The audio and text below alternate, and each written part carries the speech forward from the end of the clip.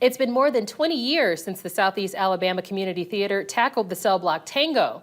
Now they're taking the Dothan Opera House back to the roaring 20s, all this week with the classic musical, Chicago.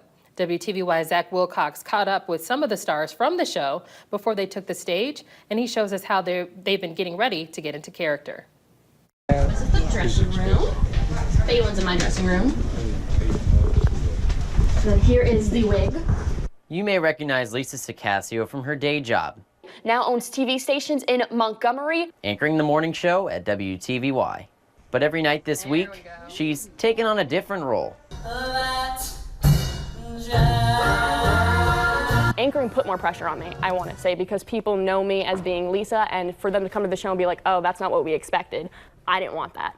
If that's the case, people better expect the unexpected. Sacaccio plays the merry murderess Velma Kelly, who was sent to prison after murdering her cheating husband. Needless to say, the part has been a bit of a challenge for Lisa, but she's had some help pulling it off. Her fellow cast member Katherine Knight played Velma in SEACT'S last rendition of Chicago in the 90s. Anytime I doubted myself, because like I said, this was all new to me. She's been there cheering me on, and she's always encouraging me. And I even got to her and I was like, okay, how should I say this line? How did you say it? Well, I was in such a state of shock, I completely blacked out. I can't remember a thing. We had to kind of get her out of not smiling quite so much because she's in a prison. So but she took right to it and has just done a wonderful job. Ticket sales have gone pretty well for the first few nights of the show. They've sold about 87% in advance, and others are getting tickets when they arrive. And Lisa and her fellow castmates and crew have been working hard for months, rehearsing 4 nights a week since January.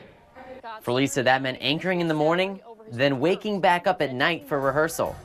As grueling as that may sound to most of us, for Lisa, it was just all that jazz. I got hyped and got excited being there, and it was actually harder for me to fall asleep after rehearsal because I was just so buzzed by it.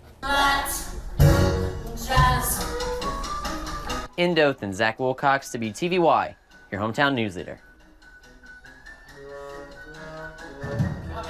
And the show runs every night at 7 o'clock through Saturday.